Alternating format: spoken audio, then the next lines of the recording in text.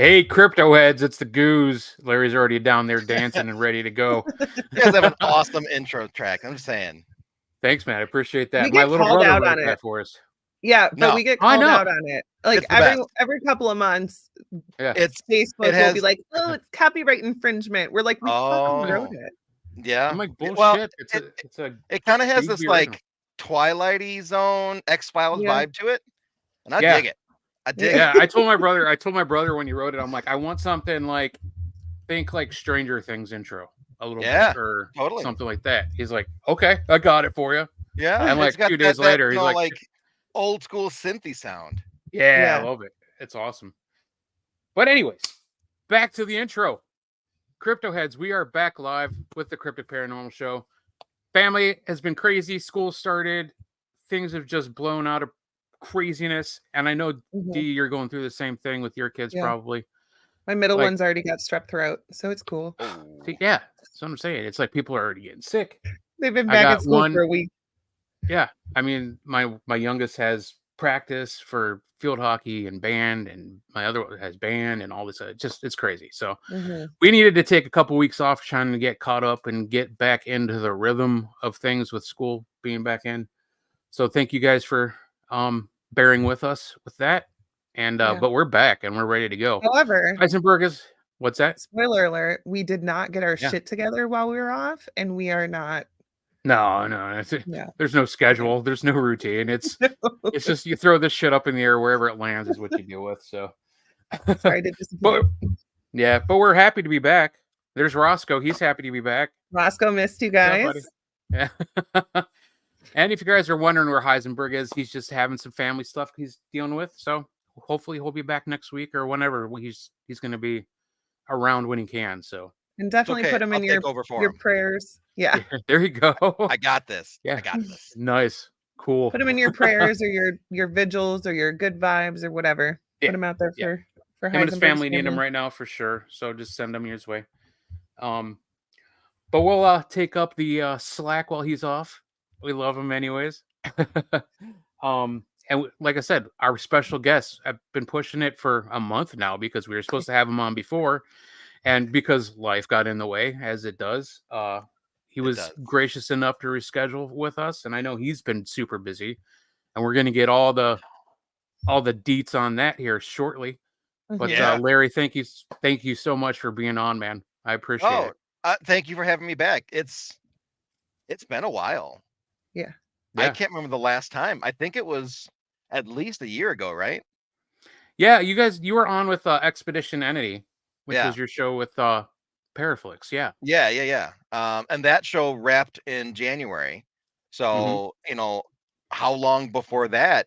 I don't remember. I want to say it was last summer. Yeah. Maybe the spring even. Yep. So and you've a lot has changed since then. Oh yeah, it has, man. And we're gonna get caught up with you. Sure. But for those watching right now who may not know who Larry EISSLER the third is, why don't you give us? Yeah. We always ask this of all of our guests, repeat or not. What is your origin story, man? Where did you start this?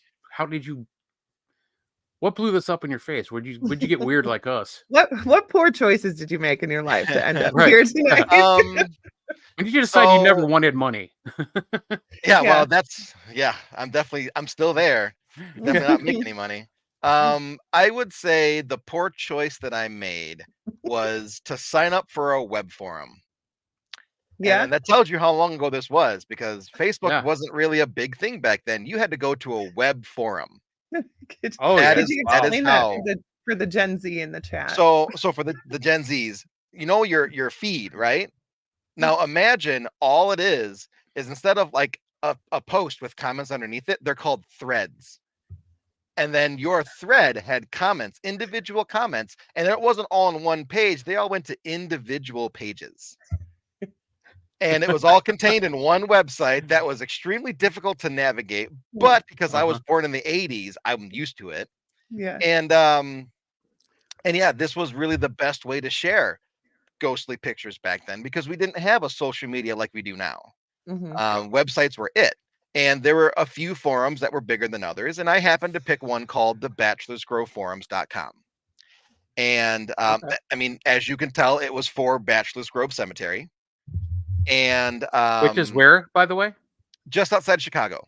Okay. Okay. Now, that's what I thought. Just want to check. Debatably, some say it's the most haunted cemetery. Some say it's the second most haunted cemetery in the country. I don't know. It's the most haunted that I've been to for the most part. You know, there's some funky stuff going there. But it's been known for so long that who knows how many people have come in and started clearing stuff out to where now it's not quite as haunted anymore. So whatever. But that's where I got my start. I was on the web forum, and I did some photo editing, some video editing, not what I'm doing now, but super basic versions. And I was basically on there disproving the paranormal. I was like, yeah, that you faked that. Here's how you faked it. Remember those stupid phone apps? Yeah. Yeah. Oh, yeah. It would put like the girl with the plaid dress into every photo. Yeah. Dude, I still get those from people. They have ridiculous. been circulating forever. And I'm like, oh, get a friend that I haven't talked to in years. Oh, you got to check this out, dude. I'm like, oh, dude, let me show you this. Google. That's where she came from. Right. So a lot of those. And then finally someone got pissed. And they're like, you keep crapping all over our stuff. You need to come and do an actual investigation. You'll come with us. And all right, sure, whatever. So we went to a place in Joliet, Illinois called Scut Mansion. Now, Hiram B. Scut was an original patent holder of several strands of barbed wire, and amongst other things that earned him quite a bit of money. So he had a really nice mansion for back in the day. Right. At this point where I went, it wasn't in the greatest shape. And it was, near dilapidated. So I'm investigating, and I'm still of this is bullshit. This is all fake. Oh, can I swear on the show? I can't remember. Yeah. Oh, yeah. So this is bullshit. This is all fake. These guys are just, they're going to be faking stuff, trying to convince me. So it's me, the lead investigator, and the sensitive that was with us. We were the only three in the basement. Everybody else was upstairs on the second floor. So I'm behind the camera, which, apparently that's where I like to be because that's where I'm at now. And I see a shadow figure block out the light in a hallway across the room. And I'm like, hello? Hello? I felt my first cold spot. I was touched for the first time. First, like audibly heard voice in the middle of a room where it wasn't one of the three of us. Wow. And all of a sudden I'm just like, oh, well, there might be something to this. So, and then I spent 3 or 4, maybe even 5 years trying to scientifically prove the paranormal. Yeah. And then I got to the point where I'm like, I don't really care anymore. Exactly. I don't care to prove it. I know it's real. If you don't know it's real, you need to figure that out for yourself. I'm not here to prove it to you anymore. So I stopped doing that. I've been probably the last 10 years. Yeah. I've been doing that since 2014, 2015. So almost 10 years. And now I just tell stories. And sometimes it's the spirit story. Sometimes it's the location story. Sometimes it's the owner's story. Somebody's story is going to get told, but it's going to be really freaking cool. Yeah. Yeah. That's kind of where I'm at now. That's awesome. So I know you're into the behind the camera because I've followed you for a while, and I know you've been to film school and you've been through. Oh yeah. It all. I graduated. Can I go back to bed now? Yeah. I don't think you would allow yourself. You're not that type of guy. Oddly enough, so while I was in school for for all three of my degrees, my associate, my bachelor, my master's, on average, I got about 4 to 5 hours of sleep. Wow. The moment I graduated, it was 7 hours, 7 hours, 7 hours, 7 hours, 7 hours. Yes. So it's like this massive weight just got lifted off my shoulders, and I can sleep like a person now. Yeah. I was going to say, that's like what normal people do all the time, right? Right. Well, apparently everyone's like, you're supposed to get 8 or 9 hours. And I'm like, you're not being lazy by sleeping 7 hours. Right. Well, it took me a bit. At first I was like, man, 7 hours. Like I could have woke up 2 hours ago and got some stuff done. Right. No. Yeah, right. Just enjoy the sleep because you're getting older and it's harder. Yeah. So, but and it's weird because I'm supposed to be in school right now. Like I'm supposed to be teaching classes right now, but I'm done. Oh, really? So I wake up and I'm like, I don't have to drive to the school. I can be productive now. So That's it's awesome. been a change. It's been a real change. Yeah. Yeah, I can Yeah, because how imagine. long were you in school for? 6.5 years. Yeah, see, that's And the only reason it's half is because of COVID. yeah, COVID got me. Yeah. I could still take most of my classes, but when you're trying to take a production class, there ain't much you could do with COVID. right, Like Right. when you're filming stuff, you're right next to each other half the time. right. Oh yeah, yeah. You can't do that with COVID. So Right. a lot of classes got canceled. And I'm like, I am not leaving this school having not taken this class. I'm gonna drag this out. Yeah, So I Right. did. I dragged it out, and that extra semester, I was able to squeeze in the 2 or 3 classes I wanted and get what I needed. nice. Wow, that's a lot of work. Good on you, Yeah. dude.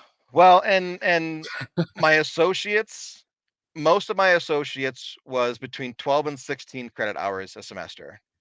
And then my bachelor was about the same.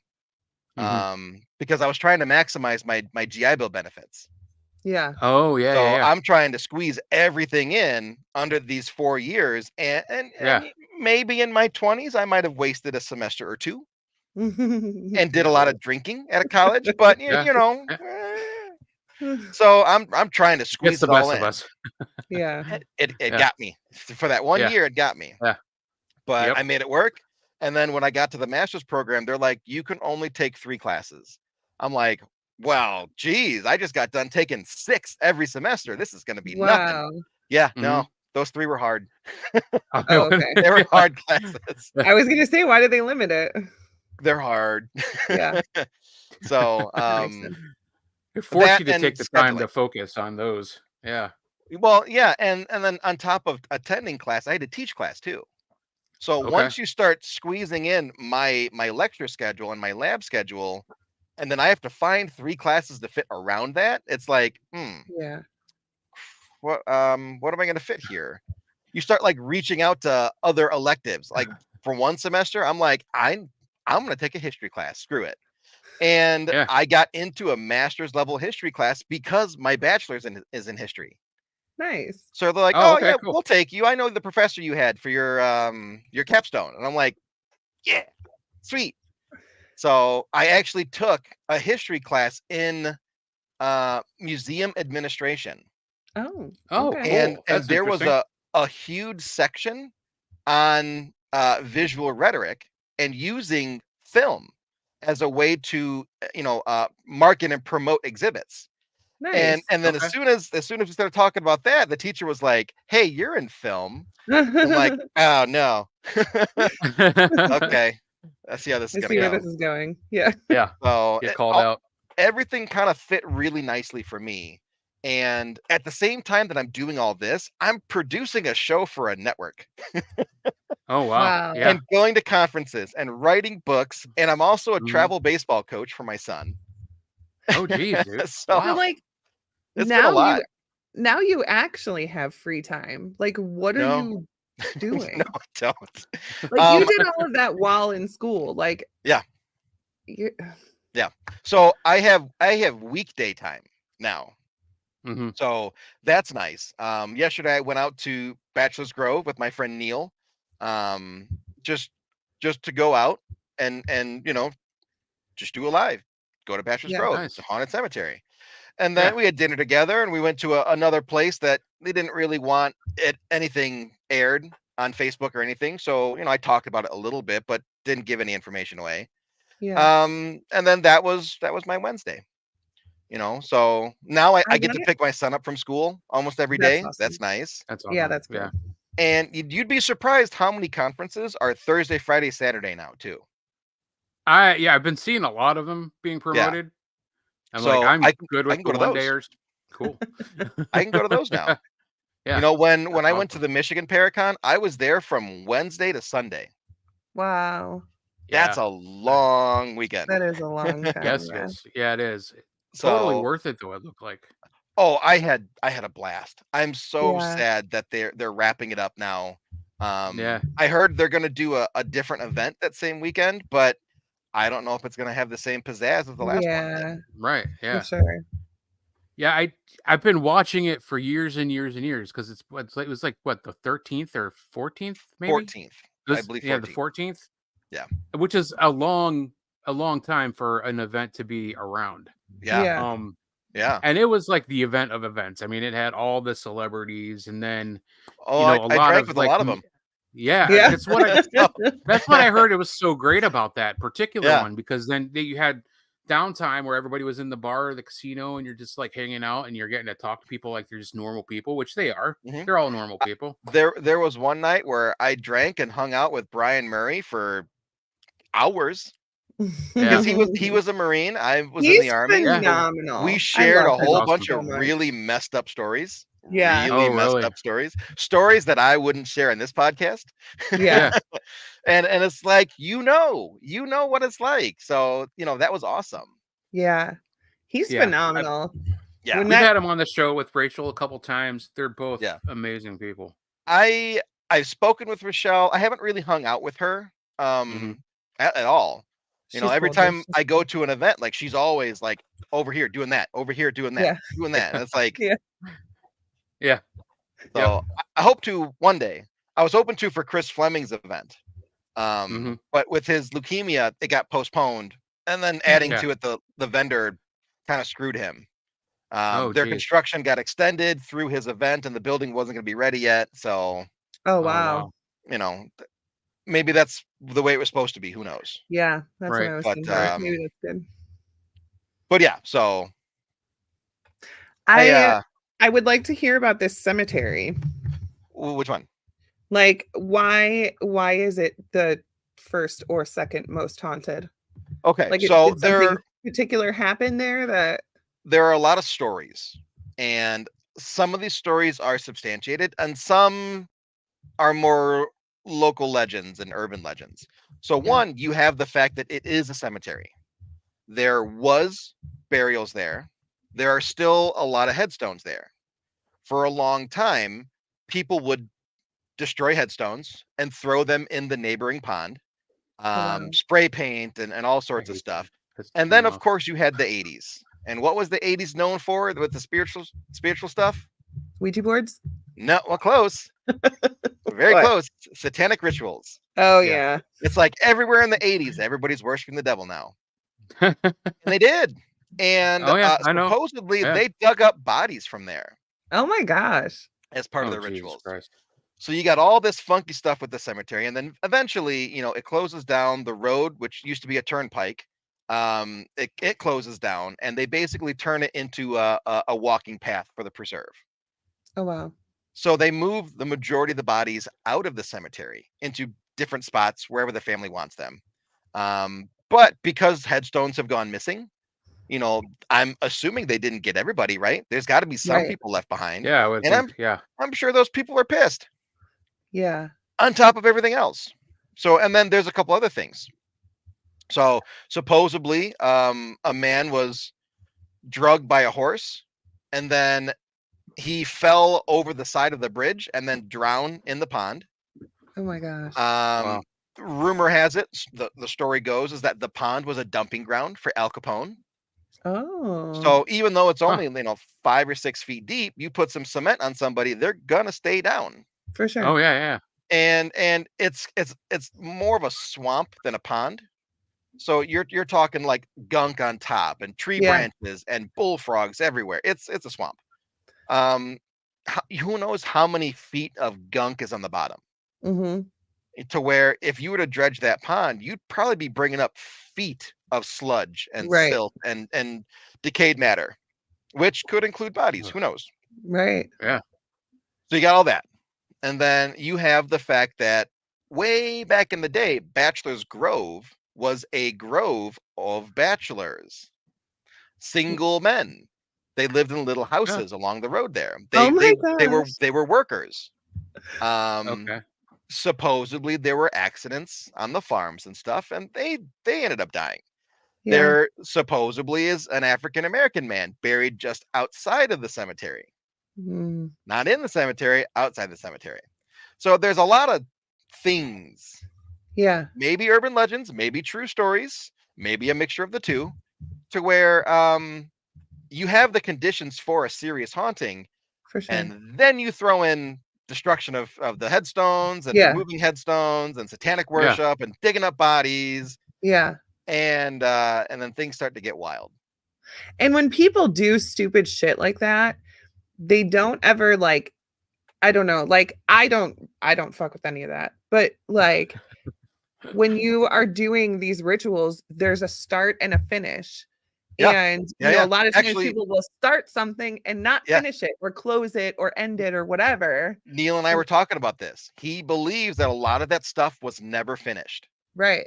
because they knew how to start it, and Yeah. then maybe they got spooked and they took off. Yeah. It's still open, Right. and Yeah. who's to say they started it correctly too? Right.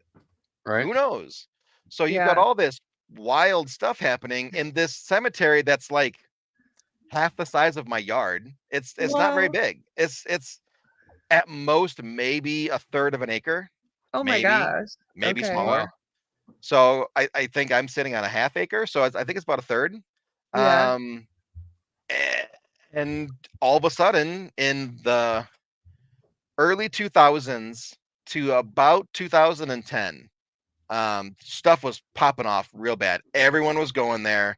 That's when Yeah. people were breaking in at night and people were getting arrested. Their cars were getting towed and all Oh my sorts of god. crazy stuff. And then about 2010, people, they didn't want to get arrested anymore. So they stopped going at night. They installed security cameras hidden in the trees so the Oh police could wow. come find you right away. And then it just kind of fell off a little bit from there. I believe this is also around the time that everybody started coming in and doing blessings and all sorts of stuff. Oh yeah. Yeah. Yeah. So, and then from there, it's just kind of been a daytime haunted cemetery. Okay. So, when we were there last night, well, yesterday during the day, Neil and I kind of did a tour around. We set up on the most famous stone, which is the Madonna's stone. Is a very classic, I think mid to late 80s picture of a woman sitting on this headstone, and it's believed this woman is a spirit. Like a Okay. very, very, very famous photo for the cemetery. And we set some stuff up on there. We didn't get any EMF spikes. We got one of 6 cat balls to go off, which Okay. that was kind of cool. That was kind of neat. You have to really move those around to get them to go. Yeah. Right. But nothing else really happened in the cemetery. And then we do an Estes just outside of the cemetery on the path. Now, there's a spot in this path about halfway down where I can feel and I can see a threshold. It's like once you cross over here, you're no longer like in the cemetery space. Okay. So we're just Yeah. inside the threshold. And then my friend Neil puts the Delco goggles on, the one that flash red over your Oh eyes. yeah. Yep. And then he does the Estes method, and he's saying some wild stuff, like talking about whores, a brothel, a cop, all this crazy stuff. Wow. But the cool thing is, at one point, I went to the cemetery about a month or so ago with a psychic, and she was talking about how there's 3 spirits there. Like these are not good spirits, and they kind of Okay. roam around. And I forgot about it. It's been a month. I got other things in my mind. All of a sudden, Neil starts talking about the 3. Run, go now. And I'm Oh like, no. oh, Oh shit. I bet you Wow. remembered those 3 real quick. wait a minute. Right. Who's the 3? I start trying to dig into it, and then his answers would shift and a new train of thought. I'm like, no, come back, come Yeah. back. Right. Tell me what the 3. Right. Right. So I never got my answer of who the 3 was, but Yeah. Oh I want to man. go back and I want to figure it out. I think they're mobsters. Okay. Okay. I know there's nothing super concrete about the fact that Al Capone could have used the pond, Yeah. Mm-hmm. but a lot of stories, even exaggerated stories, have a basis in something. Yeah. For Right. sure. He could have I dumped agree. one person one time, Right. and then all of a sudden that's the basis for the story. So Or who knows? de- Mm-hmm. devil's advocate, it could have been like a serial killer inside the town who was like, "Oh, I saw Al Capone drop bodies in there," so Right. that nobody would Yeah, ever look at him. You dropping know, his own like bodies, you have no idea. Yeah. right? Or because we know there's more than likely going to be satanic worship with improper Mm-hmm. closing methods. One of Mm-hmm. the 3 or all 3 could be something related to that. Mm-hmm. That's true. Some kind Yeah. of nasty, funky entity thing that never left. And now it just Yeah. kind of hangs out and roams around and does its own thing. But As long as it stays there. yes, please stay there. Don't Right. come home with me. And But it could even be like elementals or something, or like who something knows? that's attached to the land, you know. Yeah. So There's- I'm hoping to go back and figure it out a little bit. My friend Jessie, who is a Reiki master, and she Okay. does the juju power stuff too a little bit. She wants to go, and I'm like, I'll take you. So I'm just gonna keep bringing psychics until I figure out who the hell these 3 are. Right. There you go. Someone's gonna Go tell figure me it who out. the 3 are. Damn it, I want to know. For Right. sure. Or at least they'll all give you little pieces of the story, and then you could put it together. Yeah. Well, as of right now, I have brothel, whore, Right. hazel, and black. So there must have been a brothel around there somewhere. And if it's like the Bachelor's area, that's the perfect Yeah. place for a brothel. Yeah. Oh for yeah, sure. for sure. So I there must mean, have been that's something. marketing 101. 100%. Right. And they're field workers. They're gonna have money to spend. Right. Yeah. So bring in the brothel, the And girl if with it's hazel if it's eyes and black hair or something. yeah. Right. Or maybe Yeah. it was a black girl named Hazel. Who knows? Right. We couldn't get that Yeah. deep into it because they wanted to change the topic. And I'm like, no, come back. I want to know about the Yeah. brothel. Come Yeah. back. Yeah. So Like, oh, we've said too much. We got to change the subject. right. Yeah. We're talking controversially now. Let's go back over here Right. to the 3. Right. Yeah. Right. Oh my That's goodness. the worst. I But hate when it's I'm fun. on an Yeah. investigation and I'm like, you know, I go there for a specific reason. Like this is the answers that I want to get, you know, and Yeah. then they'll start to talk about it and I'm like, yes, okay, I've been waiting for this. And This then is they're like, it. no, Yeah. This just is kidding. it. And wanna we're know gonna talk about about that. this now. Yeah. Right. Yeah. Yeah, 2 or 3 responses like he did, and then that's it. They're done. Right. That's what keeps I've us heard- coming back though. Yeah. Right. Oh yeah. And I'm the So, same way. I know Like we- I'm not trying to prove to anybody that spirits are real. I'm not trying to Yeah. do any of that stuff. Sure. I got my own stories that I want the answers to, and that's it. I don't care Yeah. about anything else. Sure. Yeah, that's You know, Sure. the way I look at it is, you know, we know there was bachelors there. Mhm. How cool would it be to be able to add a documented brothel that no one really knew about, but you can dig it up somewhere. Maybe there Right. actually was a brothel. Yeah. And then, you know, maybe there's a listing of all the girls that work there, and maybe there's a girl named Hazel. Yeah. Maybe. Well, how cool would that be to be able to add that to the story now? It'd be freaking amazing. Yeah. Because as if the story couldn't get any worse, right? Now we're gonna add in a brothel and Right. as what the spirit said, whores. I didn't Yeah. say that. That's their word. Right. You know, so just adding to the story. That's cool. That is cool. So I'm interested. You said when you started off because you were like disproving people's photographs or videos that they were putting up on whatever social media was going on at the time. I mean, it was what, maybe MySpace, the forums, all that kind of stuff. MySpace. Yeah. But at that time I wasn't on MySpace, so there might have been more paranormal there. I'm not sure. Yeah. Yeah. Yeah, I don't know. I didn't get into social media until Facebook was a little bit more, Yeah. a year in. I never did MySpace or anything like that. I got into Facebook when they started allowing government IDs in instead of Okay. just education IDs, because I started with colleges. Yeah. Oh, that's And then right. they Okay. started allowing in government IDs so that Mhm. units could have little Facebook groups on there. Mhm. Okay. And then they added more and more and more and more and more Right. until you have it now where everybody can get on there, and some of us have 2 or 3 accounts. Yeah. Yep. Yep. Not mentioning any names. Not mentioning any names, but look for the But one with the that's- check mark. Look for no other Yeah. accounts. Yeah. But that's a pretty good segue into another subject I'd like to dive into a little bit with you, as I know you've written books. I know you've co-authored some books with Dan, and one in particular that you've been promoting is Haunted by Likes, the dark side of social media and the paranormal community. Yes. And yes. I thought that was a great segue into that because of where you started, and now how you could see like how social media has kind of bastardized, the whole Mhm. paranormal field in a way. There's still a lot of positive, but it's really killing a lot of it as well. Yeah. If you think about it right now, the only reason we're talking is because of social media.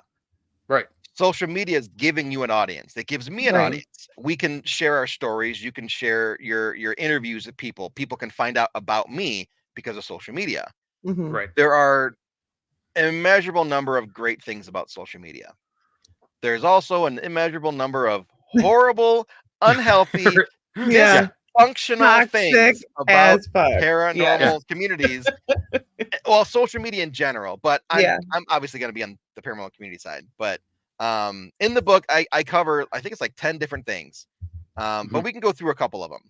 So number one, and I'm sure you've seen this, it applies to all facets of life, especially politics, is the echo chambers. Yes. There are paranormal echo chambers, and really there's two. There's a couple in the middle that do okay, but there's really one side and then the other side, just like politics. There's always two. Yeah. Yeah. On the one side, you have everything's paranormal. Yeah. It's these groups with 10,000 people, and somebody posts a slightly blurry picture, and they're like, "I think this shadow figure is my great aunt," or "I found this picture on the internet. Check it out. What do you think?" By the time you find it, an hour into the post, 75 people have said that's a ghost. Yeah. Yeah. And you're looking at it, and you're like, "That's a person." The entire picture is blurry. You can see it's a person. Right. Or you're like, it's lens flare. Nobody It's a knows what lens lens flare is. Right. You know, stuff like that. Or don't get me started on orbs. Oh gosh. Oh Yeah. my we God. won't. I've given up trying to explain orbs, but I'm gonna Yeah. do it for you. I'm gonna explain it in the simplest form on why we get orbs, and it's gonna be something as simple as my cell phone. Mhm. I can explain everything with my cell phone. So look at my cell phone, or actually even better, I have my UV camera on my desk here. Perfect. So when you take pictures, you use a camera just like this, right? Mhm. You know, the lens is here, and then for this one, where is it? Right there. The flash is in the middle.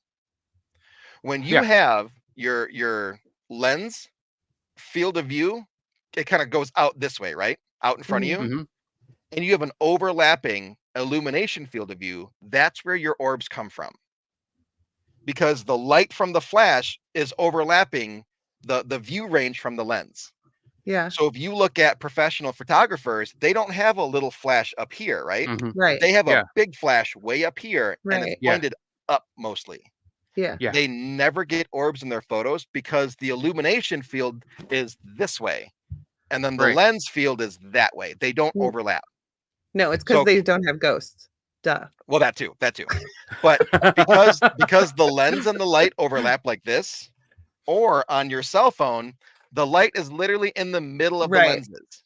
Right. You are always going to get orbs because Yeah. of that reason. And 99.99999% of the time, it's gonna be dust. Yeah. It's gonna be moisture. It's gonna be pollen. It's gonna whatever. Yeah. So what we started doing way before Expedition Andy, actually, we would take our cameras and we'd take an accessory arm and push it out to the side and put the light over here and then angle it in slightly. And then all of a sudden, all the orbs are gone. Weird. Oh my gosh. No. So it must work like stage or something. I'm actually writing a new book where I talk about orbs in it and how to debunk orbs. Oh, that's going to be Nobody's going to read that. Yeah. I know. I'm waiting.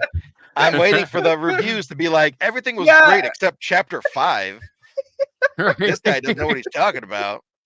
But be like the only book with 1-star reviews because everybody's like, no, fuck that guy. He doesn't know what he's talking about. Orbs are paranormal.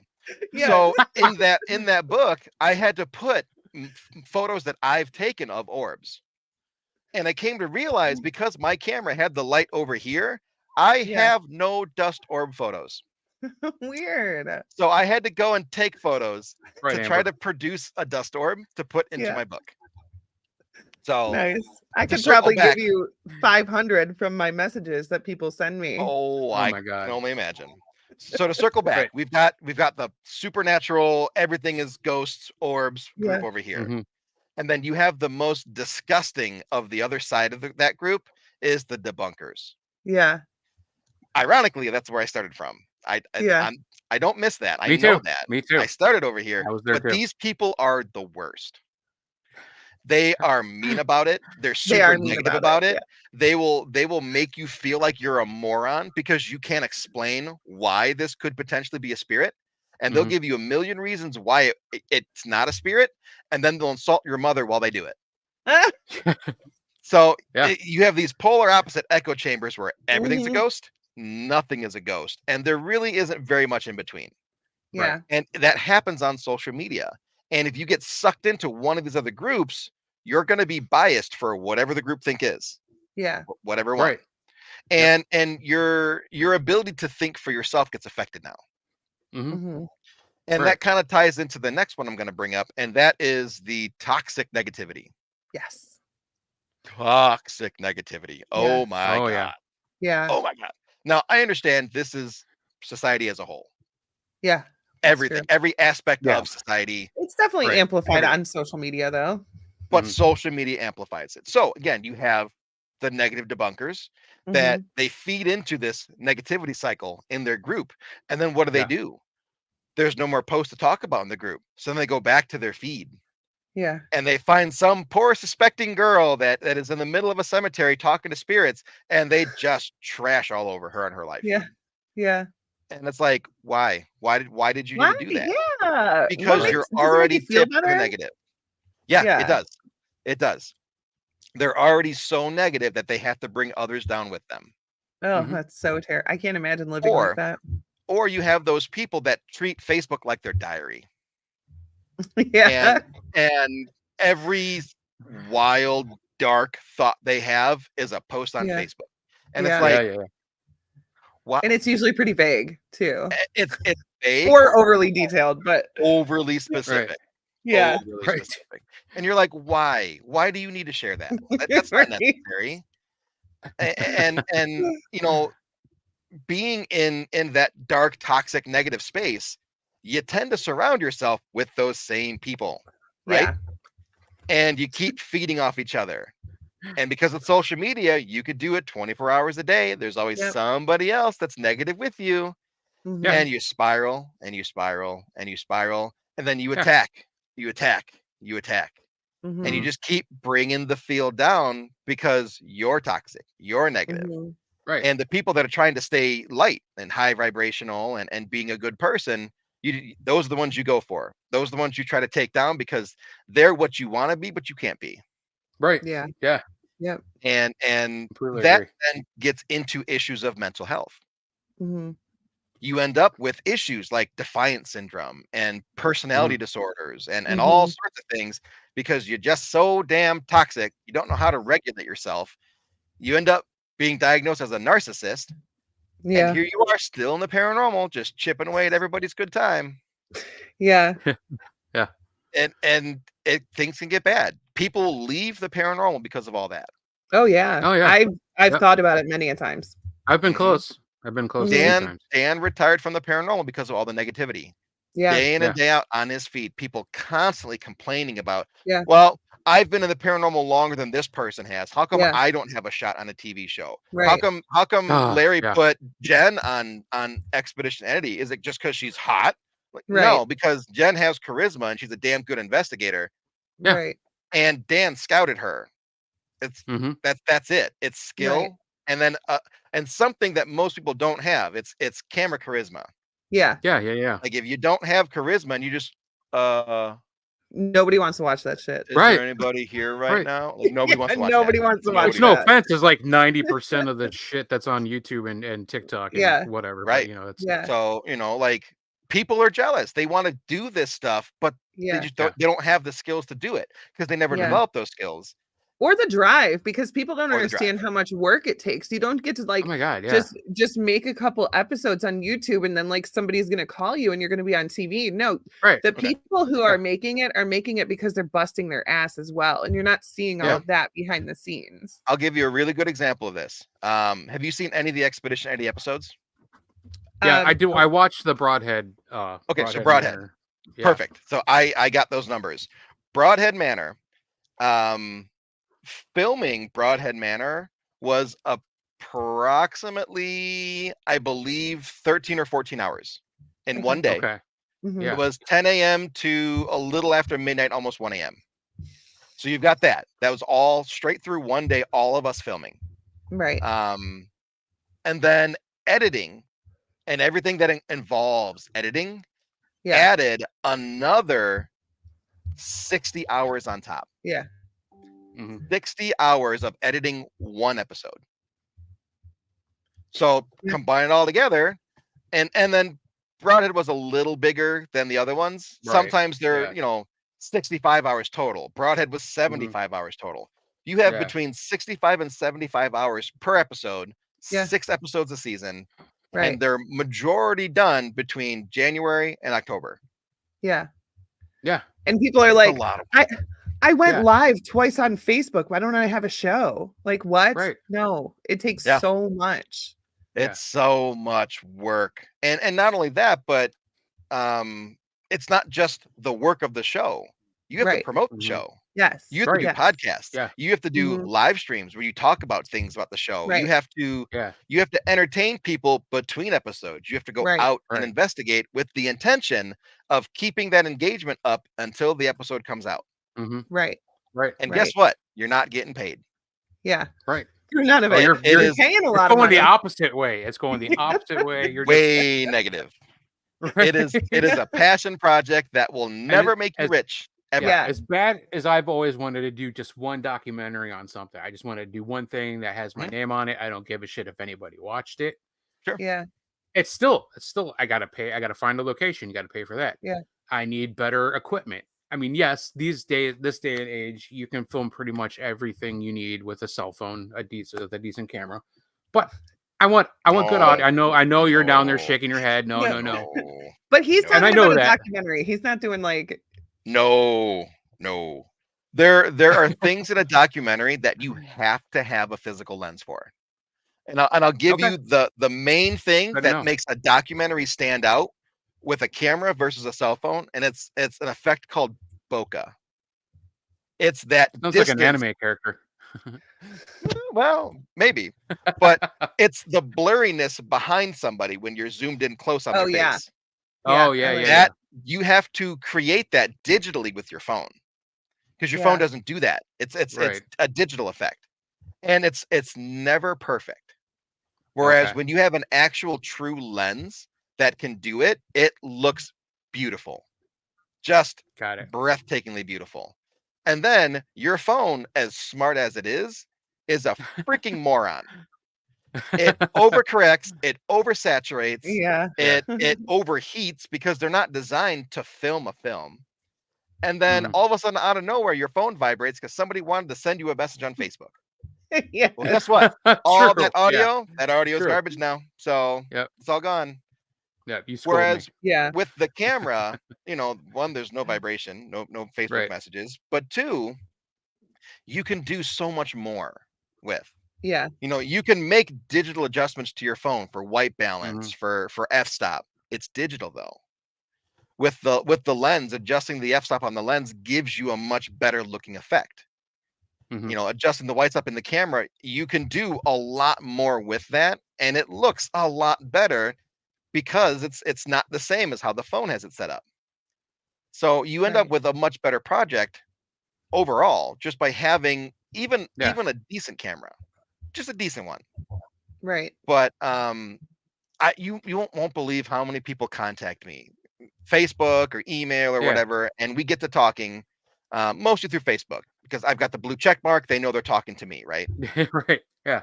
I'll do video calls. I'll do audio calls. Like, hey, you want to talk about this? Hit me on Facebook. And they'll be like, hey, so here's my idea. Here's what I want to do. What do you think? And I'll be like, this sounds like a great idea. What's your budget?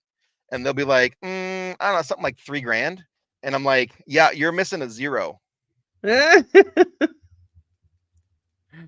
the back, not the front. Which is the numero uno reason I have not done it. And probably unless I'm invited to be a part of somebody else's project. Yeah. Right. Can you do it for $3,000? Absolutely you can. Yeah. But you're going to be cutting some major corners. Yeah. And I'll give you a good example. This is how we kept Expedition Entity so cheap, because we cut some massive corners. The one thing that you're supposed to do on any film set is you have to feed people. Yeah. So if they're there for 8 hours, they get normally a meal and a light snack. Yeah. If they're there for 12 hours, they get 2 meals. If they're there for longer, you're feeding people a lot, right? Yeah. Yeah. And you have to keep them hydrated, because if somebody's thirsty or dehydrated, they get cranky, and then they don't act or perform well. We had people coming in and out at different times of the day, so they were only there for 4 hours or 5 hours. No food And for then you. and then Dan and I were there for, the full 14, 15, 16, sometimes 18 hours. Yeah. But we're so focused on what we're doing that we never eat anyway. Yeah. And then what we would do is right before the cast would show up, we'd order pizza. They'd show up, they'd eat the pizza, then we'd get to work. But they're only there for 4 hours, so that's all they needed was the one pizza. If you had a cast there for 14 hours straight and you had to feed, let's just say 6 people 3 times in one day, that adds up super quick. Oh my God, yeah. Dude. And if you have a location, I'm just thinking of the aspect that I have kids and I know how much a meal costs for the 4 of us. Right. I mean, a whole cast, forget it. Well, plus you got to snack them during the day too, right? Like they got to nibble, they got tons of water. If you're outside and it's hot, you better have Gatorade, because water is not enough. Right. Water is not enough. You need Gatorade or Powerade or whatever. And then if you're going late, you need some kind of little like Rippets or something just to get a little bit of jolt. Like these are things you should be providing to make it a good environment for them to work in. It all adds up. Up. Let's say you have a location to where they have to close for the day. A lot of these locations, they'll say, well, on average, we make about $1,500 a day. If I have to close for you, you have to pay me $1,500. Right. Yeah. And I'll tell you this one right now. I have no shame in sharing this story. Not an ounce of shame. I was supposed to film an episode of Expedition Entity at the Conjuring House. Yeah. For season 3. And I contacted Jacqueline and I said, hey, I want to shoot on your 2 cheapest days. And it ended up being a Sunday and a Monday, and it was like $2,200. And I'm like, about $1,000 a day with the history. I get complete access day and night. Okay, I can make that work. So we start talking a little bit more, and I have to tell her I'm a production company because she has to sign releases. I can't just show up to her property and be like, hey, baby, I'm going to film, look out. Right. No, you have to sign paper before I get there. The moment we started talking about releases, that price for the same 2 days without her involvement just to be on the property went from $2,200 to $5,200. Oh my gosh. Just because I'm filming. That's the only reason, just because I'm filming. Yeah. Now that's in your budget too. Right. Just to set foot on the property. Wow. So, these documentaries, the price adds up super fast. Super, super, super fast. Now, if you can get some deals, the owner of a building or someone's willing to do some home cooking for you or something, like you can save a lot of money. Yeah. But never plan on that. Always plan to have a surplus in your budget, so then you could spend it other places that you weren't even factoring into things. Yep. So which is why I'll never be able to do it. It's not easy. Yeah. It's not. I've figured it out. I've gotten ways around certain things, or I've figured out the algorithm to be like, hey, if I do it this way, I can shave a couple bucks here, a couple bucks there. Have you come in at 7 o'clock instead of 6 o'clock, and now I only have to feed you one time. Right. And whatever you got to do to make it work. But yeah, normally it costs quite a bit. Well, I want to go back to the charisma part. Sure. Because I think that's something that a lot of people forget about. Like you can't the ones who are very successful in this are the ones who don't just sit there in the dark with a flashlight and some equipment. They're the ones who are telling you the stories. They're doing B-roll of the stories. They're talking about the history. They're, in that downtime, which is 90% of ghost hunting, they're filling in that space with conversation that engages people. And that's what people don't understand. Like I have ADHD. I am not going to sit there and watch you on a live while you're just sitting there quietly asking one question every 5 minutes. That doesn't work for my brain. I'm sorry. I'm not going to watch it. Well, and and you people have forget to that. engage with the audience so they feel included. Right. Yeah. Otherwise, it's for all you know, it's a pre-recorded video, and we're just here. We're not responding to Right. you. Just Yeah. watch. People So just they underestimate it so much, and I've seen so much like behind the scenes of what happens when these things are getting recorded, and so I have a better understanding of it, but like the general public has no idea. They're like, oh, it's super easy, you just show up with a no, there's like months of planning, there's like hours and hours and hours of research to get the story behind the place, you know. right. Like sometimes B-roll takes people like 6 hours to do, Oh, you know, yeah. and that's Yeah. Well, that's you've before got you get out a single piece of equipment. right. Yeah. We had daytime B-roll and nighttime B-roll. Yeah. You had color and IR, and then you had Right. drone footage. Got to have the drone footage, and Right. that Of course. drone, you know, you're gonna use the hour battery. You're gonna fly as much as you can because you never know what else you're gonna need. So you get as many clips as possible. Right. Now, me, I have 3 batteries, so I could fly a whole bunch of times, but you know, I could get most of my stuff in an hour because I've done it so many times. I know from this point at Right. this angle, and then I Yeah. swoop over 90 degrees. That's my shot. Yeah. From here, this way, from here in, those are my shots. Yeah. But you know, if you're not comfortable knowing what shots you need and you just want to kind of freestyle it, you could be flying for an hour, 2 hours, 3 hours, just getting a few shots. Right. Yep. And you know, you think, oh man, an hour of flying a drone, it goes quick. It goes so fast. Oh, yeah. So fast. You're looking down at your screen, you're like, oh, I got 55 minutes. Cool. Let's do this. Let's do this. Let's do this. All right. How's my battery life? I have 20 minutes. Yeah. Where did the time go? Oh no. Oh, I gotta hurry up. Or the worst, when you're filming at dusk and you're like, these are such beautiful sun shots in the building. I'm gonna get my camera set up. I'm gonna get the tripod going. Shit, where'd the sun go? Yeah. You have approximately 6 minutes of beautiful sky. It's gone. And one of my favorite shots is always the time lapse of a like nice background, like a sunset behind the building, and then it just kind of goes down and it starts getting dark, and then so I'll tell you that time lapse is a camera sitting there probably at minimum for an hour or 2. Oh, for sure. Yeah. Just sitting there and somebody walked away. Yeah. Because it's just gonna sit there forever recording this time lapse for a video clip that's like 10 seconds long. 10 seconds, yeah. Oh yeah. That's it. That's all it is. So but sometimes, like if you're in a not so great area, somebody has to sit with that camera. Hit the babysit it. And luckily, the one time I did it was out in the middle of the country. Yeah. If you were doing this time lapse shot, let's say you're in a major city and someone might steal it. Are you going to want to sit there for 2 hours filming this for free? Right. You can't do anything else. You have to sit by that camera. Yeah. Right. I'm not going to want to do that for free. I've got better things I can do. Right. Someone should get paid. You're paying somebody. That's all I'm saying. Someone should get paid. And you know, these are all factors. So, but yeah, to go back to the charisma, I'm currently developing a new show. It's not a secret. I've talked about it a whole bunch. That's all I can say at the moment. I'm currently developing a new show, and the cast that I'm looking at, charisma is at the top of the list. Right, for sure. It's at the top of the list, and the people I've spoken with, they have charisma. I've seen them on film doing other things with other people or on lives or stuff like that. They have charisma. Those are the ones that get looked at first.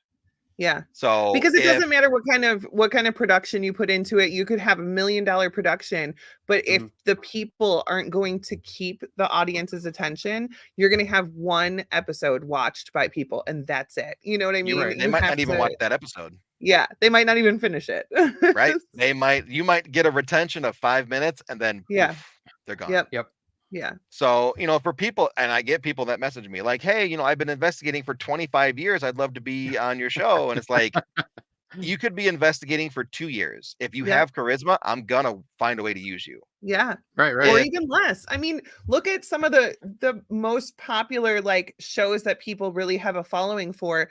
They're not even like actual people who investigate, like Project Fear and the Ghost Brothers. Like they're not going on there saying, oh, I have 30 years of experience doing investigations. They're just super entertaining. And so people want to watch them.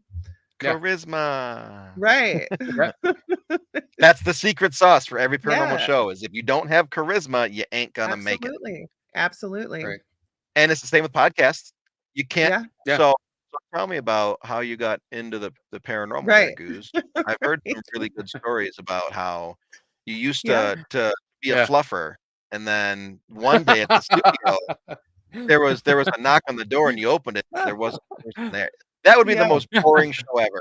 And I Yeah. try I know. to make it entertaining with the topic matter, but it's just monotone. And Yeah, and sometimes we'll have guests on and they'll like it's like pulling teeth to get them to Oh my answer a God, dude. question and you're Yeah. like, "Oh my God, Yeah. I'm bored and I'm doing Right. this show."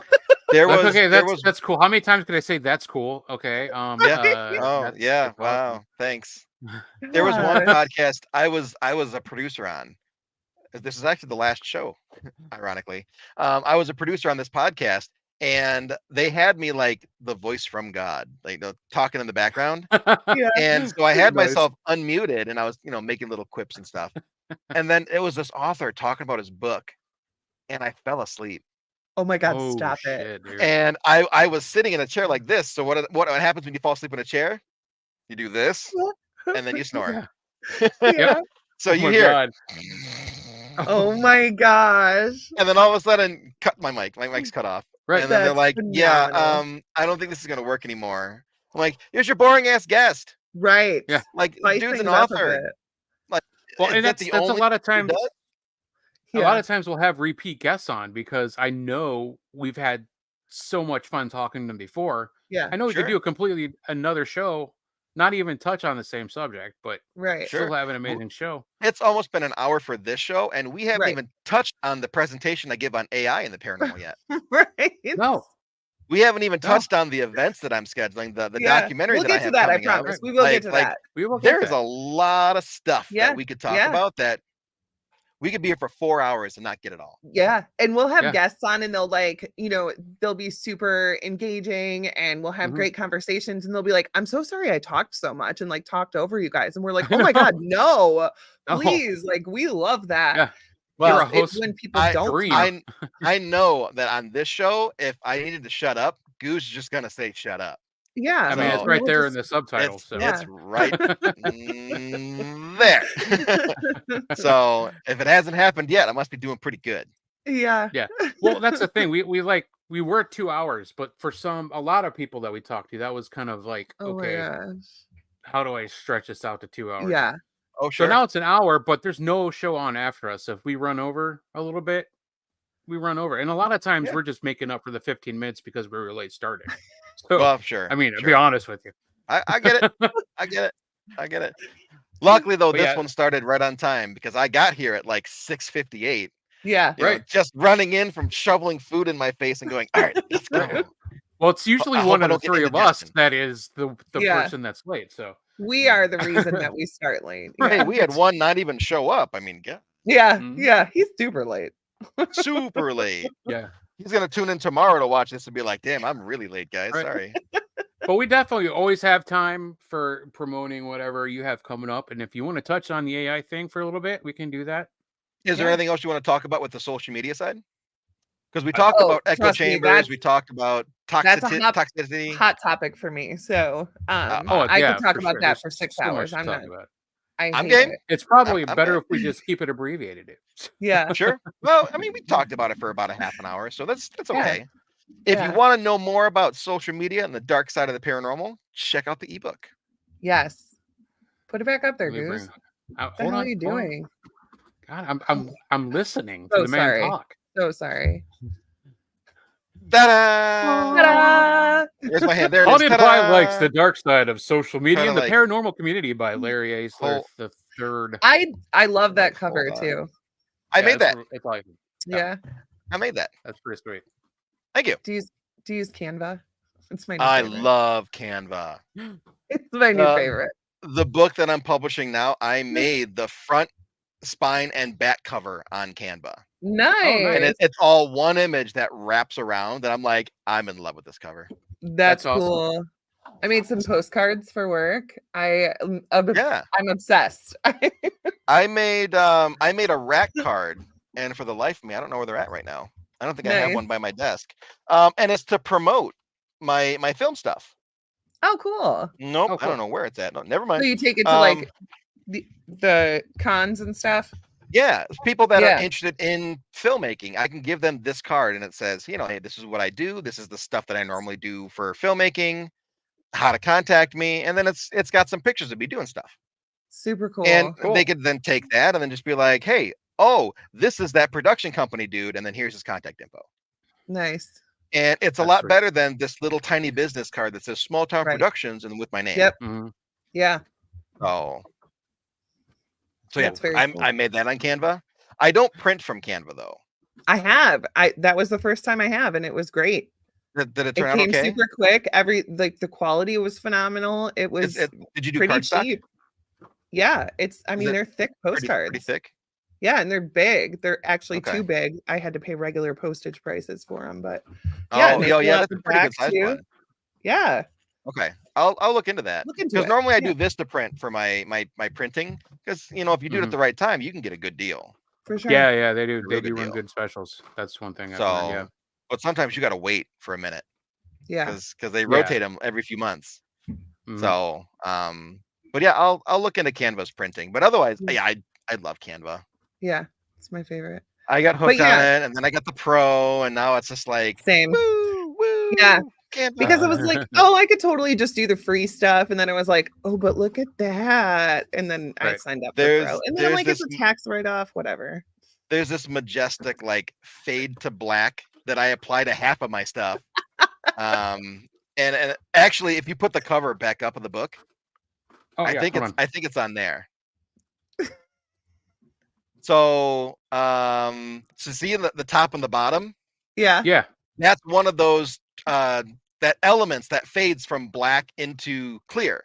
nice. I Yeah. just shoved it all the way down to the bottom, so you got just a little bit of it, just a little Yeah. smidge. I love it. But for the book cover, it looks great. But Yeah, really, that it's looks just great. it's just this element that you could do anything with, and I just use like 5% of it. Yeah, Just shove it all the way down at the bottom. But if you like graphic design and you're like, man, I don't want to get super involved with all these expensive programs and Yeah. stuff, you could do Canva from your phone in bed. Yeah. yeah, Get Canva. Get Canva. yeah, for sure. Pro tip number I one. just invested in it too. So Yeah, Canva it's a lot does. easier to do our logos and stuff for like our merch. Oh yeah. Like, Well, Mhm. now they put it have in the the right image file. scaler too. yeah, So they can upscale images with AI, and sometimes it works Yeah. and sometimes it doesn't. yeah. Sometimes it's But bad. sometimes it does really, really good. It restores, like a logo or something pretty well. Yeah, And it does it for images. You can do videos on Mhm. there. You can make PowerPoint slides yeah, on there. Oh, cool. So Yeah. I made for the show that I'm working on, I made a pitch deck of Nice. PowerPoint slides on Canva. nice. Oh, nice. So, it's like if I need to make an adjustment on the fly, pull up my phone, make the Yep. adjustment, done. There we go. And then you could turn your phone into the button that you press when you change the slides. Oh, So, wow. so It's a I don't great have to- I haven't program. got I don't that deep that. in the rabbit hole. because I got one of these Nice. and I could just click the button on my stylus. Stop it, really? It's got where is it at? Right there. It's got No, a I little know it button has a on there. button, Oh, but wow. I didn't know you could do that. Yeah.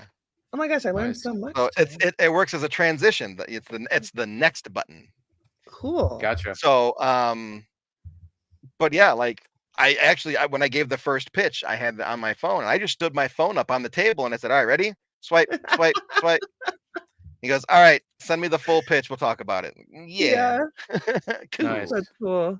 So Canva, baby. You gotta Yeah. do Canva. You have to have Canva. Yeah. Sign up for Pro. Just do it immediately because you're gonna want it. Canva. Sponsored. Sponsored by Canva. All of my productions are sponsored by Canva, except it's a weird sponsorship where I have to pay them. Yeah. But- Right. It's yeah. like a It's a reverse. reverse. Yeah. I'm You paid actually them. So you could I'm still talk sponsoring about it. them to sponsor me. Yeah. Yeah. There you So go. you're welcome, Canva. You're welcome. I appreciate you. But yeah, we do need to talk about what you have coming up that you're Okay. allowed to talk about. Sure. So the biggest one that I have coming up right now is for October 26th. Have you guys heard of the Watsika Wonder House? No. No, Okay. can't say I have. I'm not the greatest at telling this story. My partner Neil, who is running the event, and even Diet, the medium that I work with, they tell it way better than I do. But essentially, in the mid 1800s, 1850s ish, there's the family called the Roffs, and ROFF. And Mary Roff, I believe she was 17, started having fits and seizures and this really weird stuff happening, um, psychic ability stuff, right? But back then, they don't know what this stuff is. Right. They don't know what's going on, so they sent her to an asylum. Of course. And Oh, of it's course. not Why not? completely known if she died in the asylum or if she died at home. Hmm. From the stories that I've been told, I believe she died at home. So she got out of the asylum, went home, and then passed. Okay. Approximately about a decade or two later, this young woman named Larancy Venom, I believe she was 13, she starts exhibiting the same symptoms that Mary Roth had, the Wow. fits and the seizures and all sorts of stuff. Um, Eventually, one day, Mary Roth inhabited the body of Larancy Venom. It's the first documented spiritual possession in the country. Wow. And Mary described it as Larancy going up to heaven to be healed by the angels, and in the meantime, Mary is inhabiting her body. So Hmm. now Larancy lived in the same town as the Roth family. So, and then in the time between Mary passing and then Larancy's issues, her father Asa Roth become a devout spiritualist. It's during the spiritualist movement. Yeah. And they get into seances and all this sort of stuff. And when he finds out about Larancy, he's over there, and Mary Roth in Larancy's body is saying things that only Mary Roth would know. Wow. You know, like Huh. family secrets, who people are in the family. She Yeah. knows things that Mary Roth would know. Eventually, Larancy goes back to the Roth house and lives with them for the remainder of this inhabitants, if you will. What? And Larancy is able to play the piano for songs that Mary Roth knows, Wow. Wow. and all sorts of weird things. So, approximately 100 days later, Larancy is now cured, and Mary Roth ascends back to heaven or whatever. Larancy comes back and then just lives a normal life the rest of her life. Oh my Has a gosh. boatload of kids, a boatload of grandkids, Wow. and just is now healed. And Huh. that is like the bastardized, super short, dirty version of the story. Neil would That tell it is so so much better. wild. Yeah, But that is crazy. the main thing is that Asa was a spiritualist, and he Mhm. conducted seances on the property of his house, just outside of the house in the yard. So for the event on the 26th, we're going to go to the Roth house, the Watsika Wonder House. And it's an event. So there's speakers, there's vendors, there's psychics, and there's daytime investigations. You can Wow. investigate the house during the day. Oh my And god. That's we awesome. all filmed on security cameras. So we can see if anything happens, maybe this voice or a Nice. footstep or something. If there's a footstep, we need to be able to check the other cameras to make sure it wasn't someone in the house. Sure. Right. That night, after the event closes, we're conducting a seance on the Oh grounds my goodness. outside of the house. The house is going to be empty. The security cameras are still going to roll. You never know, right? Something can move. Yeah, for Right. sure. A sound could be made. Diet, my friend Diet, psychic medium, she's the center of the seance. She's channeling all this energy into her. And we're aiming for 200 plus people to be in the seance. Wow. 200 Wow. people energies all funneling into the center where she's at. Now, I've only been to one seance, and it was with Sam Beltrusis, and it was kind of wild. Yeah. So I Uh-huh. don't know what's going to happen to Diet, and I don't know what she's going to encounter. But here's the Yeah. cool thing: is after the seance, the investigations in the house are going to continue. Did this Okay. massive spirit bomb of energy outside the house, is that now going to translate into activity in the house? We're about to find Yeah. out, right? Yeah. So That's awesome. here's the next cool thing. This idea is so awesome that Neil had to do this seance, to do this experiment. It'd be a shame if we didn't document it. Of Of course. Yeah. So we're doing a documentary about the seance. Oh, nice. And I like anyone that. that investigates the house, either before or after the seance, has the chance to be in the documentary. If you're in the table in the center where Diet's at, there's 10 VIP seats. If you're at that table, there's a camera right here in front of your face. Oh my Anything that gosh. you say or do, you're in the documentary. Oh my gosh. The 200 people around and circling the table, there's a good chance that you might be in the B-roll of the documentary, Right. because I'm going to be roaming around and filming stuff. You're going to be in the documentary. But if you were on the outside circles and you don't have a camera directly in your face and you experience something and you want to share that experience, after the seance is done and people go back to investigating, there's going to be a testimonial booth outside. Oh, That's cool. awesome. You That is a come great in, idea. just people off the street from the seance. No, we're not talking Dave Schrader. We're not talking Shane Pittman. We're talking the goose from aisle Yeah. 7 of the Yeah. seance. You come in and you go like, hey, when I was in this seance, like I felt some really funky stuff. And then you talk about what you felt, what you heard, what you smelled, what you tasted. I don't know, it's whatever. Yeah. And that could be in the seance documentary. That's cool. So this is it, right? Yes. So Oh, cool. yeah, that's the most updated. There is an older version where it doesn't have the nice porch on it. Okay. But yeah, that's it now. And then this is Lorenzi. It's Lorenzi, yes. Lorenzi. And then Diet was actually just on with Dave Schrader talking about this, and she did such a fantastic job sharing the psychic side of it. Yeah. Because Facebook doesn't like me saying this word, so I have to say what is it, abscond now? Because abscond doesn't trip the censors for Facebook for That's text. so funny. But I essentially Here's Mary. kidnapped. That's Mary Roth, yeah.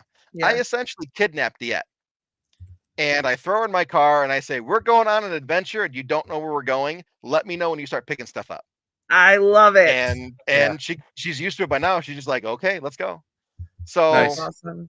we're 5-10 minutes out from the house. And I go to set the cameras up on the windshield. It's all facing her and Neil and doing all the stuff. And then right now she's shut down. So she doesn't get anything. That's And then cool. the moment I'm like, all right, everything's rolling, I'm going to pretend that I'm not in the back seat and hide behind your chair. I did a really bad job of it because you can still see my face like peeking out a little bit, like making sure the cameras are still rolling. But so as we're driving up to the house and she starts picking up on this stuff, right? She's picking up on things from multiple timelines. Things that didn't happen to just the Roths and the Venoms, but other inhabitants of the house after their time.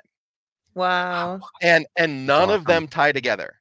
We're talking like 5 different owners of this building, and they all have their own unique situations. One of them was a pilot, and she's like, why do I feel like I need to look up at the clouds? Like I want to be up in the air right now. That has nothing to do with the Roths or the Venoms. Yeah. But there was a small prop plane pilot that lived there. Okay. So she's going all over the place, just little snippets of everything. And she's so confused. And at this point, I know the story from Neil, and I'm hiding behind my camera because I have the worst poker face ever. She'll say something, I'll just be like, so, don't ever bring me to the casino unless it's like roulette, because I'm good at roulette. You want me to be at poker or blackjack? I'm gonna be like, yeah. I call. It's like a YouTube thumbnail picture every time. Yeah, that's my real life face, unfortunately. Yeah. So, she's hitting on this stuff over and over and over and so confused. And there was one time where we were walking out of a bedroom and she went first. And then Neil was behind her and Neil looks at me and I look at him and we're both like, like we know she's totally hitting this stuff. So, and to see all that stuff come together, because we did the interview, we did the psychic walkthrough, and then we did our preliminary investigation. So random day of the week, we swing through, just like if you were to go to the Roth house to investigate, just like you would, anyone can do this. And it's the 3 of us alone, and I've got my gigantic camera contraption because I'm trying to stay mobile. And it comes to find out in the 1850s, they weren't my size. So the doors are like this tall and this wide, and my camera is that wide. So I'm like trying to angle in sideways. Oh, geez. We get down to the basement. The basement's like 4 feet tall. Neil is like, 5 foot. He's just like, oh yeah, I'm good. I'm like crouched down like this, trying not to break my back. With all your stuff, yeah. With all my stuff. And there's a picture of it on Facebook where I'm just like crouching, like nice. just, I don't fit. Yeah. And she keeps hitting more and more and more and more stuff. And like the investigation, we're coming through with very clear answers. And this was just our, random stab in the dark day. We just said, hey, you want to go this day? Yeah, sure, let's do this day. What's going to happen when all that energy gets spiked up for the event? For sure. What's going to happen after the seance? Yeah. Yeah. That's such a wild story to me. Like, I don't know. I know it was like the spiritualist movement and everything, but like the fact that like everyone is just totally okay with it. Like, oh, okay, you're Mary now. Like, go live at Mary's house. Like, totally Mary Ruff. There were people in the community that did not buy it. Don't think that there wasn't. There were people that were like, this is totally a scam. These poor people, their daughter is sick and the Ruffs are taking advantage of them because their daughter died and they just want their, all that stuff. That still happened. But it's interesting. Lorancy Venom was completely healed of all her ailments afterwards. That's all I'm gonna say. Were they yeah, that's crazy. Were they like related to each other or something? Like, it's so weird that she just picked, she picked Lorancy. Well, technically Lorancy had the issues and then she got picked. Oh, okay, gotcha. So Diet has a theory that Mary was a medium and that Lorancy was a medium. Yeah. But because there was no development of that stuff back then and things were misdiagnosed as like fits. Yeah. And all sorts of talking in tongues and all sorts of weird stuff. Right. If you talked back as a female, you could get sent to an asylum for hysterics. Sure. Stupid things like that. Yeah. So, all of a sudden you start being like, I'm talking to grandma right now. Off you go. There's your little jacket so you can hug yourself. Yeah. Yeah. So, like you could go for any reason. And it just so happened that I agree with Diet. I think they were both either mediums or developing medium abilities or something in that realm. Right. And because Mary had already crossed over into wherever she went, whatever your belief is, she has the ability to now come back.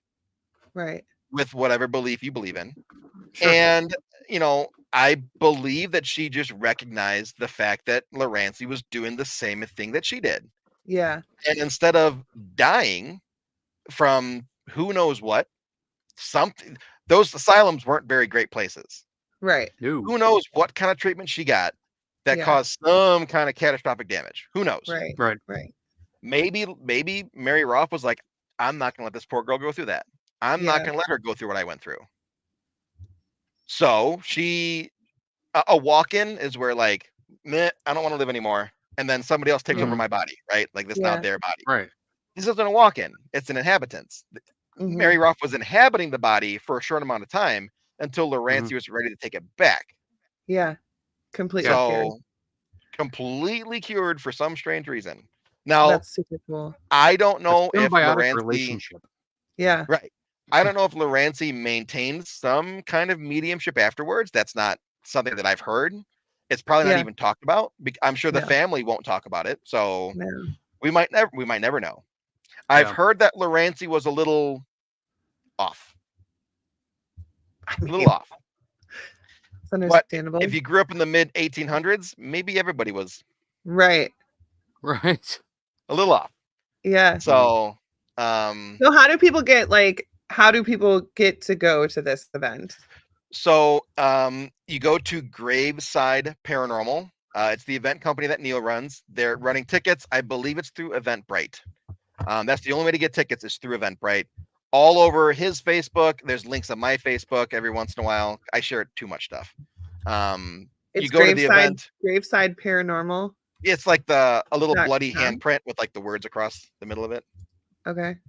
And then there's an event in there. You can go in and get the event link, and then that takes you to tickets. From there, there's 4 tiers of tickets. Okay. Tier 4 is the VIP table. That sold out almost immediately. So those 10 are gone. And then there's other tiers that get you like in the seance, or in the seance and the vendor area, or just the vendor area, or the Okay. vendor area and an investigation. There's all different ways it's combined together. We're approximately about halfway where I want the attendees to be. Okay. If we could get another 50, that'd be great. Another 100 would be even better. But like, it's only September, and we're on track to have a real good seance. So it is to the point now where it's like, throw in more people, let more energy. Deanne will figure it out. She'll be fine. Yeah. That's not my concern for this. I'm filming the documentary. That's my concern. Right. Diet is the spiritual side. If she looks at this and goes, guys, this might be too many people, well, then we'll figure that out. But as of right now, she's like, oh, I got this, guys. I got this. So yeah, there's the website. So right at the top, it's the Seance at the Rough House. Cool. So that is October 26th in Watseka, Illinois. All-day event. The early portion of the day, there's going to be a couple speakers. There's psychics. There's investigations all day, and then the seance itself, and then investigations, I think, until 2 a.m. I will be doing any investigating. I am 100% involved in the filming, but unfortunately, we had Dave Schrader involved, and everything with Chris and his leukemia and whatnot. Dave had to back out to cover Chris's Ireland tour. Oh, okay. So, and this was like this huge thing that Chris so wanted to do, and it's like I think it's a week or 2 trip. Yeah. Wow. And Dave stepped up to cover that, and it's just like, well, yeah, of course, you got to go do that. Right. So, hopefully we're able to get another headliner to replace Dave. It just happened last week, so we're in the process of doing that. But there are a lot of really cool people that are leading the investigations. I believe one of them is Bob After Dark, who is a podcast host. Yeah. And then my friends Nat and Elliot from ACG Paranormal. Oh yeah, we love them. They're leading the investigations in the house too. Awesome. They're a bundle of energy themselves. Oh my gosh, yes. Bundle of energy. But they're also very talented investigators. Oh, for sure. Yes. So they know what they're doing. Yeah. Charisma. And then yes. And the 3 of them have charisma. Yeah. Yes. So Elliot's a little on the quieter side, but he's also kind of the behind the camera, he's the tech nerd. Side. So like, I get it. I have to do both now. I don't have a Dan in front of the camera. I have to be Dan and Larry. And this is a topic that actually I've talked about a lot lately. Actually, for the last week or 2, you'd be surprised how many people in the paranormal are actually introverts. Yeah. I am an introvert. I don't think I would. Yeah. I'm an introvert. I can see that. Dave Schrader is an introvert. He's like the most charismatic person out there. Everybody knows Dave is all over the place. Yeah. Introvert. He's a total introvert. We work at extroverted jobs, but we're introverted people. Right. And it's like, we have to step into this role where now we have charisma and energy, and we're all over the place, and we're doing the things. But, and then as soon as the podcast turns off, I go, ugh. Yes. Yeah. And I think that, like, I feel like 90% of the time, that paranormal hangover that people talk about, like how you're tired for the next couple days. I think it's just from dealing with people. Like, yeah. I mean, I don't know how I ended up this way, but like, I hate attention. But I am a tour guide at Madison Seminary and lead, the groups and all of that. And then I have a podcast. Like, what? But then as soon as I'm done, like, for days. So what's your real name? Denise? Yeah. So Denise is who you are. Yeah. Denise is your online persona. Yeah. You're putting Yeah. on the denice costume Yeah, exactly. and Yeah. then taking the denice costume off. Yeah. You're And then when Ray it comes off, I'm and you're exhausted for the days. Goose. Yeah. When the costume comes off, you're just Ray now. Yeah. Yep. And you I'm the don't have to stay-at-home be guy with the on family in the garden. 100%. Yes. Yes. Right. And it's exhausting. It is. People go to like a one-day event and they're like, that was such a good time. I could totally Yeah. do that again. Yeah. Try doing 5 days Yeah. Oh, where we do the event Parapsychon, doesn't which is end. 2 days, and by Yeah. like Done. halfway through Sunday, I'm like, are Yeah. we done with people yet? Done. Michigan done? Paracon, I got there Wednesday, Yeah, loaded my that's booth too up, got much. everything set up in my room. I went out to the bar because it's in a casino and the Yeah. drinks are cheap. They're like $3.50 for a vodka cranberry. Holy crap, Wow. that is really good. Yeah. Beautiful. Yeah. I'm gonna keep loading those up. So Wednesday I'm drinking, and I think I went to bed about midnight 1 Wednesday. Thursday, Okay. all day conference, building my booth. There's the Yeah. VIP selling time, and then back at the bar. Yeah. Friday, all day conference. Conference ends, go out to dinner, back at the bar. Saturday, all day conference, go out to dinner, back at the bar.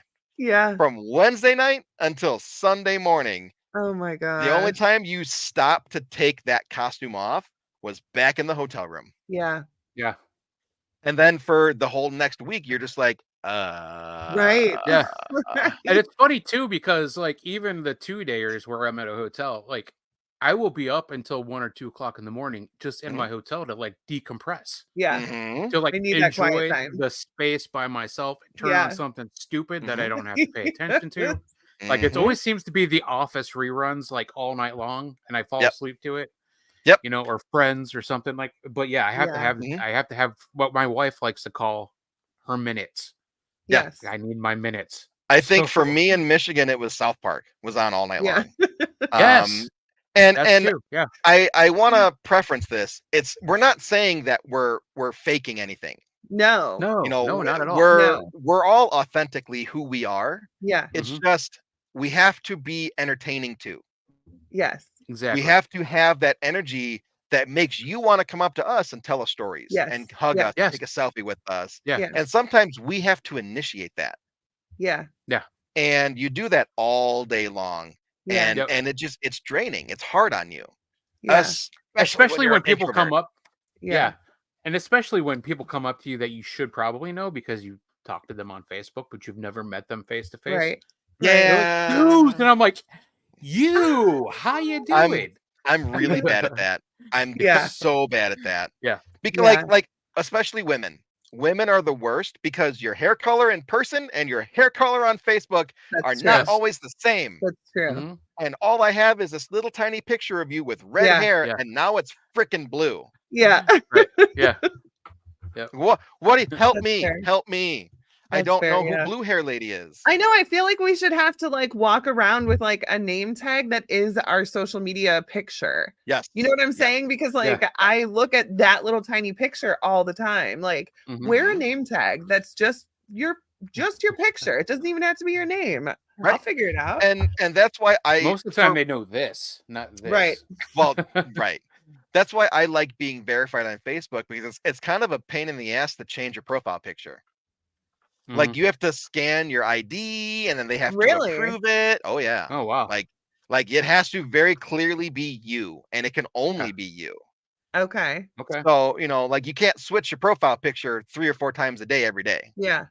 So, it's like that's my picture. And the one that I have now, which one is it? So the one that I have now, I've had on there, I think for like a week or so, Yeah. a week or two. The one prior to that, I had on there for like 8 months. Nice. Yeah. Because like that's me, you know who I am. Yeah. So but yeah, I just wanted to preference that. Like we're not saying that, who we are online is fake. We're not saying Yeah. that we're faking when we're with you. Right. All I'm saying, and you guys can speak for yourselves. All I'm saying is that when you see someone at an event, at an investigation, on a podcast, they're in that online persona role Yeah. to where Yeah. they're It's a trying to be job. entertaining for you. Mhm. Yeah. But the moment I get off this podcast and I take Yeah. these headphones off, it's going to be Yeah. Yeah. And, Yeah. and also too, like we're not saying Hi, Lauren. that we don't like it either. You know what I mean? Like I'm not saying that I hate it. It's just exhausting to me. Yeah. Let me tell you about a really cool lady in the paranormal, and that's Lauren right there. Oh, we know. Yeah, for Oh sure. my God. I've spoken with her. Lauren a whole bunch on Facebook. Yeah. Met her for the very first time at Michigan and hung out at her booth a little bit. She practiced her spiel on me a little. Yeah. I learned some things. Yeah, the coolest lady in the paranormal. Yeah, Mhm. So for sure. she's got some super like big event coming up where like some kind of enclosure thingy. Yeah. I highly suggest people check that out. Yep. Highly suggest it. And no, Super I'm not cool. going to shut up because that's Goose's phrase. You Right. can't say shut up. Right. That's his phrase or his phase. That one. That way. Nobody says it right Nobody tells here. Larry to shut up. But Larry, Nobody puts baby in the corner. that's Right. right. Awesome. There's so much going on. Yeah. So much. Yeah. And we got Yeah. MadCon here in a couple weeks, which we will be able to see Lauren at. Yeah. Yep. Oh, it's at Madison Yeah. Seminary. Yeah, for Yep. sure. Yep. She's building the chamber room right there in I Madison just Seminary. saw the TikToks. Yeah. I Cannot wait to see saw that. the Facebook posts. I have Yeah. TikTok. I fall into the TikTok role of random poster of garbage. Yeah. So Yeah. you see those games where they're like, I don't know how to win this game. This Yeah. is so Yeah. hard. And then I'll Yeah. go and do it on my first try and beat it and then post like a 10-second video. That's all my TikTok is. It's me going, woo, I did it. Yay. That's all I do. That's I have a awesome. TikTok for like Awesome. the paranormal side, and then TikTok logged me out of it. Never logged back in. I don't know. the Yeah, password. same. It's gone now. I had to get a new phone and I went to go hit log in and it gave me a whole new TikTok. So Mhm. now I just have a new one that has like no videos and I look Mhm. like a bot, but whatever. It drives me nuts. Yeah. Drives me nuts. But I tried to Facebook and post Instagram, about the I got show that. on TikTok, Yeah. but I'm not very good at doing it consistently enough where we're building up an audience. So Sure. Yeah.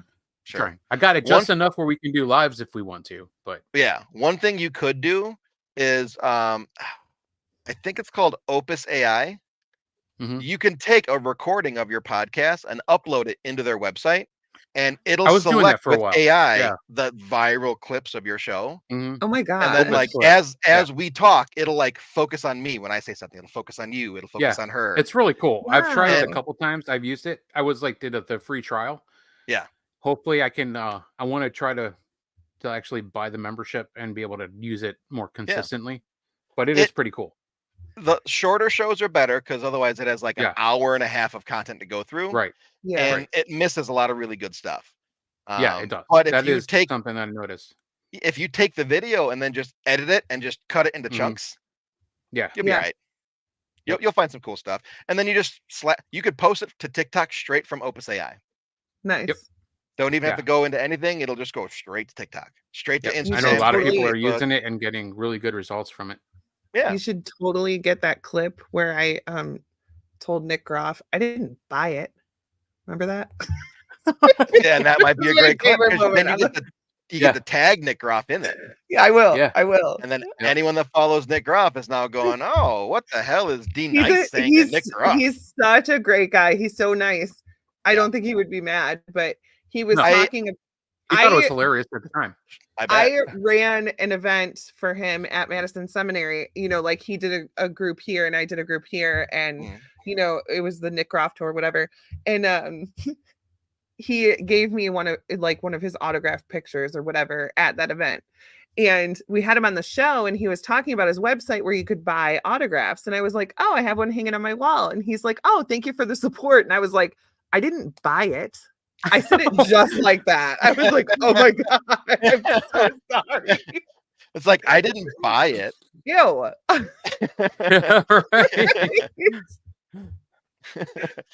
That's my favorite clip from the show. I hope to meet him one day. I really Yeah. like what he does with Deathwalker. I think it's a really cool concept and idea. Yeah. You know, and I guess that's where I'm at with the paranormal now. Now I look at the shows and I'm like, oh, that's cool. I want to meet that person. Yeah. You know, Yeah. not because of like they were on the show, but Right. like, hey, how did you do that on the crew side? Yeah. Like Right. when you shot this, like what were you thinking? Yeah. You know, I want to know the production stuff.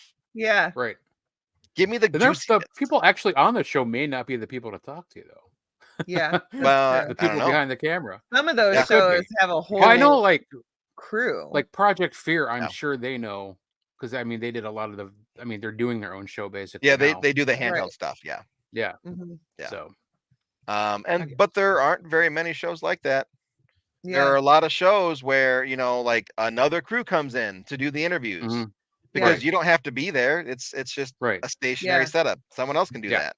There was Or a show that will not be named that came to the seminary and filmed, and they were there for 5 days, and all of their equipment and stuff took up the entire back house. I don't like just so much equipment, and they had probably a crew of like 40 people. that sounds about right for a Yeah. larger show. Yeah. Yeah. It sounds like it's Wow. too big, but it's actually it's not surprising. Right. Maybe Nick will get me on Deathwalker. I'd like that. Nick, please, please, I'll hold a camera. Hey, I I'll was hold a I was camera. in a paranormal show that actually aired, and I wasn't actually on it. It was some guy Same. playing me as like a reenactment Oh. type of guy. Oh, really? He was probably 6'2", like built like a real Viking. Those are so Hey, fun. that sounds like the fucking goose love to those. me. That sounds like the goose. It looks just 5.7, like but them. you know. I Looks love just like seeing them. the people that they pick to portray Yeah. my friends on those Yeah. shows, you know. And it was such an skewed, like what actually happened at Madison that night. I mean, Yeah. they had me about to throw down with Eric McGill, like at Yeah. the end of the night because we were all like just tense. Like Sure. it was mostly just because I'm not used to filming, so I was just like done. I'm like, I don't want to touch another camera. I was supposed to be here just as like an interview guy, but now I'm behind the camera doing all this stuff, helping you guys out. It Mhm. was just, but they turned that into like something like in the building Yeah. was making You us were like want to fight each other possessed and by like, demon. right. You're Yeah. possessed This is by funny. Madison herself. That's my one claim to fame. My Yeah. name was mentioned and somebody else Yeah. played my role. I think the guy that played Sean Gilmore was my favorite in that episode. Oh my gosh, yeah. I'm gonna have to go back and watch that. I'm gonna have But to too. anyways, I have to get my kids to bed. Oh no. Yeah. I hear mine walking around upstairs. And Mine's it is up there doing something, I'm 9:40. sure. It is 8:40. Larry, this Oh. is only part 2 of a series. I'm sure we're going to have you on Yeah. again because I definitely want to have you on again with whatever projects you come out with. As in the soon future. as the next big one, hi Liz. As soon as the next big one comes up, yeah, I'll be doing Yeah. a podcast run for the new show. So Okay, Cool. cool. I just Awesome, man. gotta, We're I gotta fix the pre-production stuff. I gotta figure out what I'm gonna do, how I'm gonna do it, who I'm gonna do it with, where I'm gonna go, how much I need to afford to be able to do it. Yeah. Yeah. And surprisingly, that's a lot of work. Yeah. So No. nah, it's Easy. Come on. simple, super Just simple. use your cell phones, right? Yeah, oh yeah. All right, we're gonna shoot a professional documentary. Ready? Yeah. And go. Hey, you know what? I have a got this. gimbal for my cell phone. All right. Yeah. I Come do on. too. We're professional. classy around I here, do too. Larry. I did too, and I've used it when I was in the cemetery last night, and by the time I started to when we were walking out, it was dead. Like it lasted Really? the Oh, geez. entire time, Wow. and then it was done. So I would Yeah. need like 8 cell phone gimbals to film what I normally film. Just gonna Right. keep swapping them out. Like charge this one, give me that one. Charge that one, give me Yeah. this one. Yeah. Yeah. But Cool. All right, Right, Larry. cool. Thank you so much for being on. Thank you again. So much appreciated for coming back on and rescheduling with us. It was sure, it was it was definitely a amazing fantastic time show. tonight. Yeah. Thank you very Thanks much. for not being a stick in the mud. Well, Yeah. if I needed to, I could have been. Right. I could have. I took my glasses off, and now I'm out of costume, and I'm like, Yeah. Right. That's what it's like interviewing people sometimes. Do the- so you guys, you want me to tell you about my book? Yeah. It's a pretty good book. Yeah. Like, great. Well, first, know. let me ask you these 10 questions that we all wrote down first. all right, Number 1, where did you start in the paranormal? and I'm back. Costume's back on. I'm ready to go. Yeah. Thank you again so much, man. I appreciate No, it. We'll thank you be for having watching you and just keep us appraised of everything going on. I mean, sure. I follow you religiously on all your socials. Cool. Yeah, I appreciate that. The best Yep. place to find me is on Facebook. Really, I'm Yeah. all over Facebook. So if you find me on Yeah. Facebook, you got me. That's where I'm at. Yep. Yeah. Oh, All right. Thank you, sir. thank you, crypto heads, for tuning in. It was an amazing show tonight. We had a we lot missed of you fun. guys. We have a lot more to talk about. Yes, definitely missed you. It's always good to get the time off, but it's always super fun to come back refreshed. Well, sort of refreshed for the show and recharged, ready to do our job again. But yeah, we'll see you next week, crypto heads. We love you. Wait, don't be an asshole. I was going to point to you because it's not the end of the show unless we say don't be an Sorry. asshole. And from Heisenberg himself. Yep. We love you guys. We'll see you next time. Bye-bye. Bye.